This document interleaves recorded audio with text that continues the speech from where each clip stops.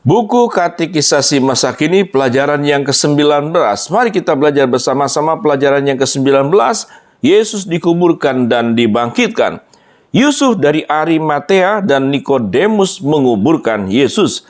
Sesudah Yesus mati, dua orang pengikutnya meminta mayat Yesus dari Pontius Pilatus. Kedua orang itu ialah Yusuf dari Arimatea dan Nikodemus. Kedua-duanya adalah orang kaya.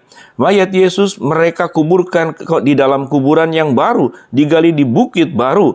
Lubang kubur itu mereka tutup dengan batu besar. Mereka tidak sempat mengurapi mayat Yesus dengan rempah-rempah karena hari Sabat. Mulai pukul 6 Jumat itu, sejak mana orang Yahudi tidak boleh bekerja.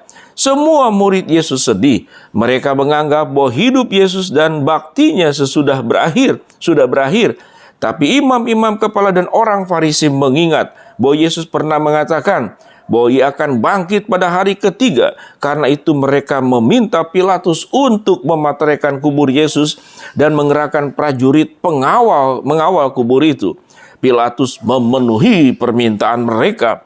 Selama Sabat itu mayat Yesus ada di dalam kubur. Lihat Matius 27 ayat 57 sampai ke 66, Markus 15 ayat 42 sampai dengan ke 47, Lukas 23 ayat 50 sampai dengan ke 56, Yohanes 19 ayat 38 sampai dengan ke 42. Mayat Yesus dikuburkan sewaktu bukti yang tidak tersangkal bahwa Ia benar-benar mati.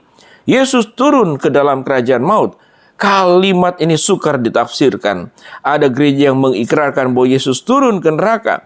Penjelasan yang pernah diberikan ialah: 1.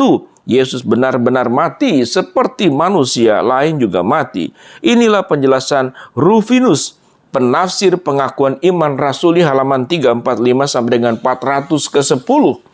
Dasar Alkitabiah dapat dicari dalam Kisah Rasul 2 ayat yang ke-31. Ia tidak ditinggalkan di dunia orang mati, berarti Ia sudah pergi ke sana.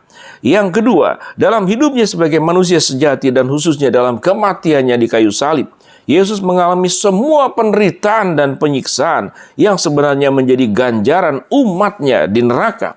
Penjelasan ini diberikan dalam Katekismus Heidelberg halaman ke-44 dan juga oleh John Calvin. Yang ketiga, Kristus dalam roh memberitakan kemenangannya kepada roh-roh yang dipenjara.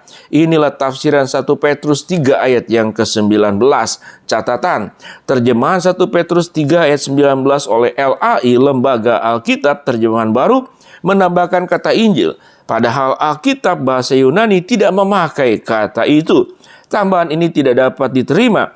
Lagi pula cenderung menyesatkan kealkitabiahan amanat Alkitab. Untuk tafsiran yang lebih alkitabiah, bacalah Tafsiran Alkitab Masa Kini, Jilid 3, halaman 800 ke 27. Terbitan Yayasan Komunikasi Bina Kasih, Jakarta.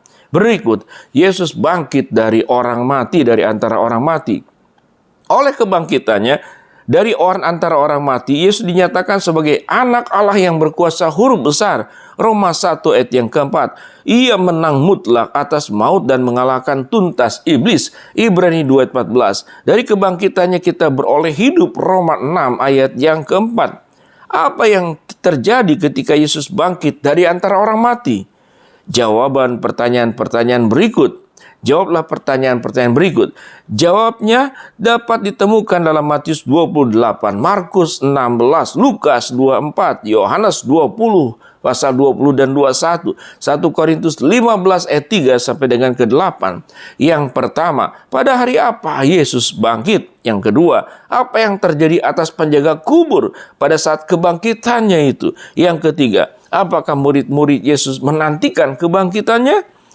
Selanjutnya halaman yang berikut.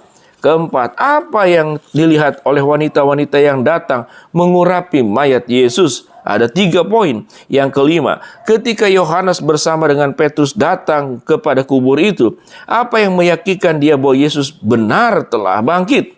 Yang keenam, Maria melihat Yesus, tapi menganggap dia adalah titik, titik, titik, sampai Yesus mengatakan titik, titik, titik, titik. 7. Apa pesan Yesus kepada Maria? Ke-8. Di mana pertama kalinya Yesus menampakkan diri kepada murid-muridnya? Yang ke-9. Siapa yang tidak hadir pada waktu itu? Yang ke-10. Bagaimana Thomas diyakinkan bahwa Yesus benar-benar sudah bangkit dari antara orang mati?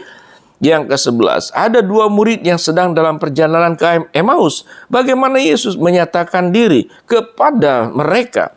Yang ke-12, siapa-siapakah lagi yang juga melihat Yesus sesudah kebangkitannya?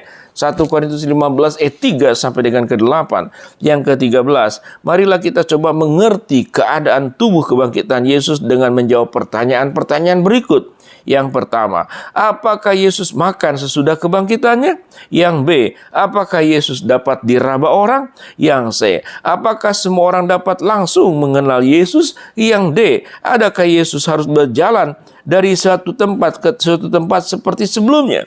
Yang keenam, yang E, apakah bekas paku kelihatan di tubuh Yesus? Yang F, apakah Yesus dapat memasuki kamar yang tertutup?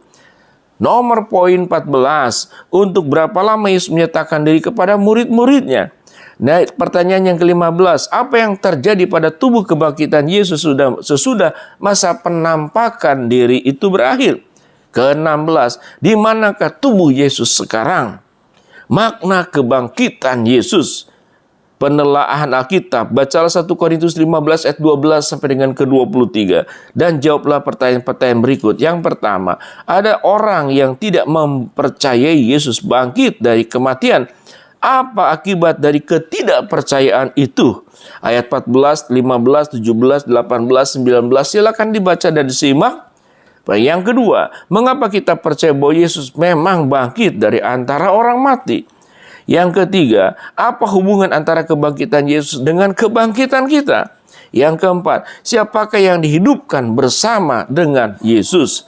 Kesimpulan, Yesus memberikan banyak bukti nyata kepada murid-muridnya bahwa Dia yang telah mati telah hidup kembali. Yang pertama, batu sudah terguling dan pintu